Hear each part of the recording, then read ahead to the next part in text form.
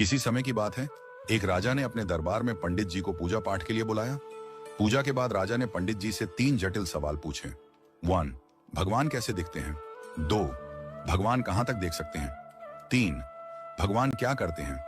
पंडित जी थोड़े सोच में पड़ गए और बोले, महाराज, इन सवालों के उत्तर देने के लिए मुझे थोड़ा समय चाहिए। राजा ने उन्हें 1 महीने का समय दिया।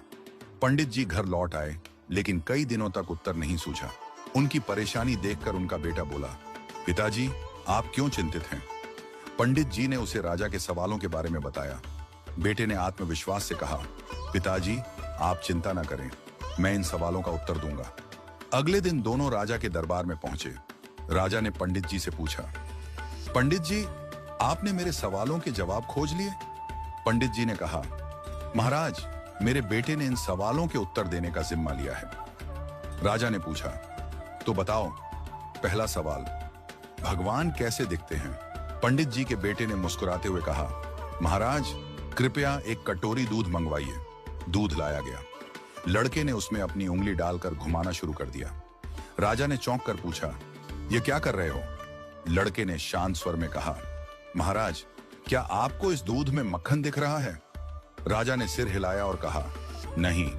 लड़के ने उत्तर दिया, मक्खन इस दूध में ही है, लेकिन उसे निकालने के लिए दही जमाकर मथना पड़ता है।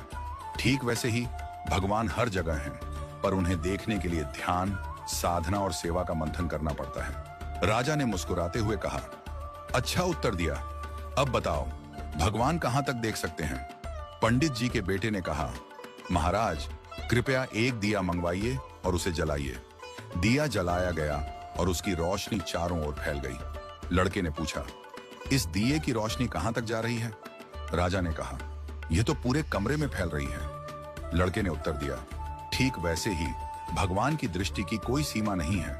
जैसे इस दिए की रोशनी हर दिशा में फैलती है और सब कुछ देखती है, वैसे ही भगवान भी हर जगह सब कुछ देख सकते हैं। राजा ने संतुष्ट होकर कहा, बहुत अच्छा उत्तर दिया। अब बताओ, भगवान क्या करते हैं? पंडित जी के बेटे ने मुस्कुराते हुए कहा, महाराज, कृपया कुछ देर के लिए अपना सिंहासन मुझे दे दीजिए और आप नीचे बैठ जाइए। दरबारियों में खुसर पुसर होने लगी, पर राजा को जिज्ञासा थी, इसलिए उसने उसे सिंहासन पर बैठने की अनुमति दे दी। लड़का सिंहासन पर बैठकर बोला, महाराज, अब देखिए, अभी तक आप राजा थे और मैं आपकी प्रजा था, लेकिन अब मैं राजा हूं और आप मेरी प्रजा हैं। यही भगवान की लीला है। भगवान जिसे चाहते हैं उसे ऊंचाई पर बिठा देते हैं और जिसे चाहते हैं उसे नीचे उतार देते हैं। यही उनका काम है।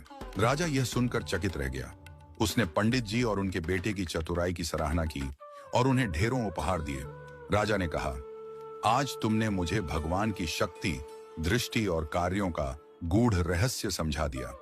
इस घटना के बाद राजा ने विनम्रता और सेवा का भाव अपनाया, क्योंकि वह समझ गया था कि भगवान हर जगह हैं और हर रूप में विद्यमान हैं।